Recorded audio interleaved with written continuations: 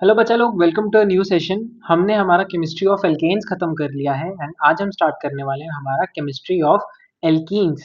ये हमने हमारा एल्केन्स और साइक्लो एल्केन्स को एक प्लेलिस्ट में कवर किया है। ठीक है, वो प्लेलिस्ट हम चैनल के ऊपर ऑलरेडी पूरी सेट कर चुके हैं। आप वहां से जाकर सारे लेक्चर्स देख सकते हैं। ठीक है, आई गेस कुछ 10 लेक्चर्स हैं आखिरी लेक्चर को मिला के। ठीक है, तो 10 लेक्चर्स हैं टोटल वो। एंड अब एल्कीन्स के ऊपर हम हमारी चर्चा जो है वो स्टार्ट करने वाले हैं। तो आज से नई प्लेलिस्ट स्टार्ट होगी, that is the chemistry of alkenes. ठीक है, ये बीएससी और क्लास 11th के स्टूडेंट्स के लिए है। मैं आपको बीच बीच में स्पेशली जैसे कई टॉपिक्स आते हैं जो कि 11th वालों को करने नेसेसरी नहीं है, तो ये वीडियो दोनों के लिए ही है। मैं आपको बीच बीच में बता दूंगा कि 11th वालों को कौन से टॉपिक्स छोड़ने हैं इन लेक्चर्स में से, कौन से लेक्चर देखने की जरूरत नहीं है। बाकी बीएससी वालों को तो इन सभी लेक्चर्स को देखने की जरूरत है। ठीक है, चलिए तो हम आते हैं हमारे नोट्स पे। अगेन मैं बता रहा हूँ कि नोट्स का स्क्रीनशॉट लेना, जैसे मैं हर बार कहता हूँ, नोट्स का स्क्रीनशॉट लो, प्रिंट आउट निकलवाओ। लिखने में टाइम मत बर्बाद करना, सिर्फ नोट्स का पीडीएफ निकालो। ठीक है, नोट्स की जो है स्क्रीनशॉट लो, इसका पीडीएफ बनाओ या फिर प्रिंट आउट रख लो अपने पास, और लेक्चर के साथ साथ ही इसको रिवाइज करते जाना। ठीक है, चलो भाई, आज के लेक्चर में हम हमारा एल्कीन्स का सारा जनरल डेटा पढ़ने वाले हैं। कल से मीन्स नेक्स्ट लेक्चर से हम क्या स्टार्ट करने वाले हैं, हमारा मेथड्स ऑफ प्रिपरेशन। तो बच्चा ध्यान से समझना, एल्कीन्स क्या होते हैं। एल्कीन्स आपके होते हैं unsaturated aliphatic hydrocarbons containing 2 hydrogen atoms less than the corresponding alkanes. Sir इस बात का क्या मतलब है? इस बात का मतलब ये है कि अगर आप इथेन को और इथीन को कंपेयर करना चाहते हैं तो एक बार करके देखना जरा, इथेन और इथीन में क्या डिफरेंस आ रहा है। पहली बात, इथेन के अंदर 6 हाइड्रोजन होते हैं, जबकि इथीन के अंदर सिर्फ 4 हाइड्रोजन होते हैं। यानी कि बच्चा इनका जनरल फॉर्मूला जो है वो चेंज हो जाता है। ठीक है, सो 2 हाइड्रोजन एटम्स कम होंगे with respect to the corresponding alkane. ठीक है, okay, which are the characteristic which are characterized by the presence of double bond. क्योंकि डबल बॉन्ड आता है, दैट्स में 2 हाइड्रोजन कम हो जाते हैं। In their molecules are known as alkenes. अब भाई एल्कीन्स का जो कॉमन नेम हम यूज करते हैं, जैसे हम एल्केन्स को पैराफिन्स बोलते थे, तो इनको हम क्या बोलेंगे, हमारे ओलिफिन्स। ठीक है, ओलिफिन्स। ओलिफिन्स क्यों बोला जाता है? ये ओलिफिन्स जो है ये एक वर्ड है that is derived from the Oliphant gas. Oliphant gas कौन सी होती है? वो गैस जो कि ऑयल फॉर्म करती है। ठीक है, तो ऑयल फॉर्मिंग गैस का नाम होता है ओलिफेंट गैस, एंड इससे हमने वर्ड डिराइव किया ओलिफिन्स। ठीक है, क्यों किया ये आपको धीरे धीरे करके आगे समझ आता जाएगा। भाई स्ट्रक्चर एंड बॉन्डिंग के बारे में फटाफट से हमारी बातें करते हैं। तो जी ध्यान से समझना, alkenes are unsaturated hydrocarbons with at least one double bond and general formula CnH2n। ये तो हम जानते हैं कि एल्कीन हम उन्हीं को बोलेंगे जिनके पास एटलीस्ट एक डबल बॉन्ड होगा, और एक डबल बॉन्ड आने की वजह से इनका जो जनरल फॉर्मूला होता है वो क्या होता है, CnH2n। ठीक है, यानी कि 2 हाइड्रोजन एटम्स कम अपने कॉरस्पॉन्डिंग एल्केन से। एल्केन का क्या था, CnH2n+2। ठीक है, तो उससे क्या है, 2 हाइड्रोजन एटम्स कम है। अच्छा जी, उसके बाद बताइए सर, और हर कार्बन एटम जो होता है डबल बॉन्डेड, ठीक है, इसके अंदर ऐसे डबल बॉन्डेड कार्बन एटम होंगे तो उनकी हाइब्रिडाइजेशन जो होती है वो sp2 होती है। ये बाय द वे मैंने आपको तरीका सिखाया भी हुआ है कि अगर आपके पास एक पाई बॉन्ड हो तो आपकी हाइब्रिडाइजेशन sp2 हो जाती है, और अगर 2 पाई बॉन्ड हो तो हाइब्रिडाइजेशन sp3 हो जाती है। ठीक है, मैं आपको आगे निकाल के भी दिखाऊंगा इसकी हाइब्रिडाइजेशन कैसे sp2 मैंने बताई है।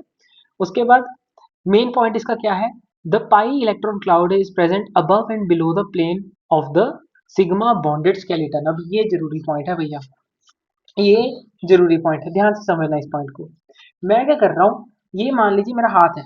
ठीक है, ये हाथ मैंने रखा है, ये हाथ क्या है, ये हाथ है प्लेन। ठीक है, कौन सी प्लेन, जिसके अंदर आपका कार्बन के सिग्मा बॉन्ड जो है वो अरेंज्ड है। ठीक है, अब देखो, कार्बन कार्बन के बीच का सिग्मा बॉन्ड इस प्लेन में पड़ा हुआ है। मैं कह रहा हूं कि जो कार्बन कार्बन के बीच का पाई बॉन्ड होगा, ठीक है, उसका जो पाई इलेक्ट्रॉन क्लाउड होगा वो इस प्लेन के ऊपर भी होगा और इस प्लेन के नीचे भी होगा। ठीक है, प्लेन के ऊपर भी होगा, प्लेन के नीचे भी होगा। कैसे होगा वो मैं आपको आगे डिटेल में समझाता हूँ, बहुत ही मजेदार चीज है।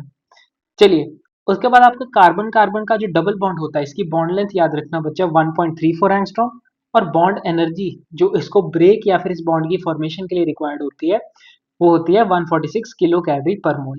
अब भैया ध्यान से मेरी एक बात समझना, बॉन्ड एनर्जी बॉन्ड बनाने के लिए भी, ठीक है, 1 मोल ऑफ बॉन्ड बनाने के लिए भी उतनी ही रहती है और 1 मोल ऑफ बॉन्ड ब्रेक करने के लिए भी उतनी ही रहती है। मैं स्टूडेंट्स को एक बहुत अच्छी एग्जांपल देता हूँ कि अगर मैं आपको एक दीवार बनाने को बोलूँ कि छोटी छोटी ईंटों को जोड़ के एक दीवार बनाओ, और उसके बाद मैं बोलूँ कि जब दीवार बन गई तो वो एक एक करके ईंटें निकाल के रखते जाओ, एकदम नहीं दीवार तोड़नी, एक एक करके ईंटें रखते जाओ।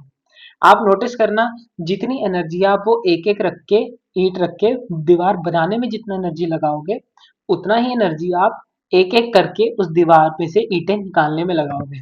यानी कि चाहे बॉन्ड एनर्जी हम कहें कि चाहे बॉन्ड बनाने के लिए हो, चाहे बॉन्ड ब्रेक करने के लिए हो, बॉन्ड एनर्जी का वैल्यू वही रहेगा। ठीक है, यानी कि जितना एनर्जी फॉर्मेशन में है उतना ही एनर्जी उस बॉन्ड के ब्रेक डाउन में भी होगा।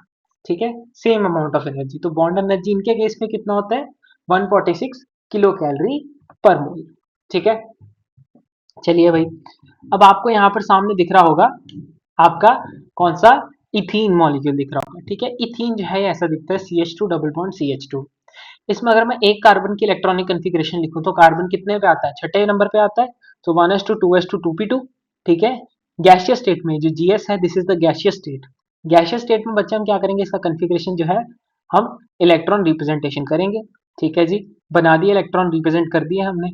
अब आपको इतनी चीज पता होगी या फिर पता होनी चाहिए कि किसी भी एटम को, ठीक है, बॉन्ड फॉर्मेशन में जाने के लिए अपनी गैसियस स्टेट नहीं बल्कि एक्साइटेड स्टेट में होना जरूरी है। ठीक है, गैसियस स्टेट में नहीं बल्कि एक्साइटेड स्टेट में होना जरूरी है।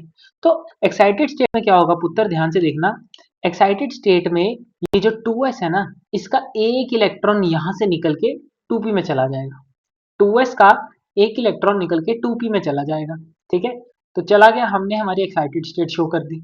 अब ध्यान से समझना, आप इतना तो जानते हैं कि जो आपके वैलेंस शेल्स होती हैं वही पार्टिसिपेट करती हैं बॉन्ड फॉर्मेशन में। ठीक है, वही बॉन्ड फॉर्मेशन में पार्टिसिपेट करती हैं।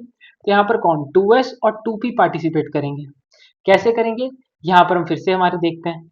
देखो, एक कार्बन एटम के साथ क्या लगा है, एक कार्बन एटम के साथ दूसरा कार्बन एटम जुड़ा है और 2 हाइड्रोजन जुड़े हैं। यानी कि मैं अपने 2 इलेक्ट्रॉन जो है वो किसको दूंगा, हाइड्रोजन को। ये इलेक्ट्रॉन 2s का एक इलेक्ट्रॉन और 2p का एक इलेक्ट्रॉन ये हाइड्रोजन के पास चला गया, और फिर 2p का एक और इलेक्ट्रॉन मैं कार्बन को दे दूंगा। ठीक है, तो भैया ये हमारे सारे सिग्मा बॉन्ड्स का बनने का प्रोसेस हो गया। लेकिन हमारे पास एक पाई बॉन्ड भी तो बनता है, और याद करो पाई बॉन्ड कैसे बनता था, पाई बॉन्ड बनता था आपकी पीपी ओवरलैपिंग की वजह से। ठीक है, पाई बॉन्ड कैसे बनता था, पीपी ओवरलैपिंग की वजह से बनता था। तो ये जो बचा हुआ एक इलेक्ट्रॉन है ये रिस्पॉन्सिबल होगा किसके लिए, पाई बॉन्ड फॉर्मेशन के लिए। ठीक है, किसके लिए, पाई बॉन्ड फॉर्मेशन के लिए। तो चलिए, हाइब्रिडाइजेशन जैसे मैंने बताया था, कार्बन की sp2 होगी, तो यहाँ पर आप देख सकते हैं एक s इन्वॉल्व हो रहा है और 2 p के इलेक्ट्रॉन इन्वॉल्व हो रहे हैं। ठीक है, एक s का इलेक्ट्रॉन और 2 p के इलेक्ट्रॉन, क्या हाइब्रिडाइजेशन आएगी, sp2 हाइब्रिडाइजेशन आएगी। ठीक है, sp2 हाइब्रिडाइजेशन आएगी। अब देखो, वो above the plane below the plane वाला पॉइंट याद है, याद है। अब देखो, ये कार्बन कार्बन के बीच का जो सिग्मा बॉन्ड है बच्चा, ये प्लेन के अंदर है। ठीक है, ये इस प्लेन में है, लेकिन जो पाई इलेक्ट्रॉन क्लाउड होता है वो इसके परपेंडिकुलर होता है। ठीक है, पाई इलेक्ट्रॉन क्लाउड इस प्लेन के परपेंडिकुलर होगा, यानी कि एक ऊपर और एक नीचे, ऊपर नीचे। ठीक है, तो देखो, अगर यहाँ पर आपकी प्लेन है, ठीक है, जहां पर मेरा कर्सर मूव कर रहा है ध्यान से देखना, यहाँ पर आपकी अगर प्लेन है कार्बन कार्बन बॉन्ड वाली, सिग्मा बॉन्ड वाली जो है, तो इसके एक ऊपर निकलेगा, ठीक है, और एक बिलो द प्लेन बनेगा। ठीक है, तो electron cloud above the plane भी जाएगा, बिलो द प्लेन भी जाएगा। क्लियर है, इंटरैक्शंस होंगी। ये जो आपको लाल कलर का धब्बा दिख रहा है, ये धब्बा क्या है, ये जो डॉट लगाया है यहाँ पे, ये हमारे ये 2p का बचा हुआ इलेक्ट्रॉन है। जैसे एक कार्बन एटम के पास एक इलेक्ट्रॉन बचा है, तो इस कार्बन एटम के पास भी तो अपना एक इलेक्ट्रॉन बचेगा ना 2p में, तो हमने उसी को यहाँ पर रिप्रेजेंट किया है। यहाँ पर क्या होगी, इन दोनों इलेक्ट्रॉन क्लाउड्स के बीच में इंटरैक्शन। ठीक है, ऑर्बिटल इंटरैक्शन हुई जिसकी वजह से आपके पाई बॉन्ड का फॉर्मेशन हो जाएगा। इसको कई बुक्स में ऊपर वाले तरीके की बजाय इस तरीके से भी रिप्रेजेंट किया जाता है। ठीक है, चलिए, तो आज का लेक्चर हम यहीं पर हमारा समाप्त करते हैं। ठीक है, आज काफी छोटा लेक्चर बना है, ठीक है, क्योंकि ये इंट्रोडक्टरी पार्ट है। नेक्स्ट लेक्चर से हमारा मेन जो कार्यक्रम है वो शुरू हो जाएगा। चलिए नेक्स्ट लेक्चर में मुलाकात होगी। Bye, love you guys.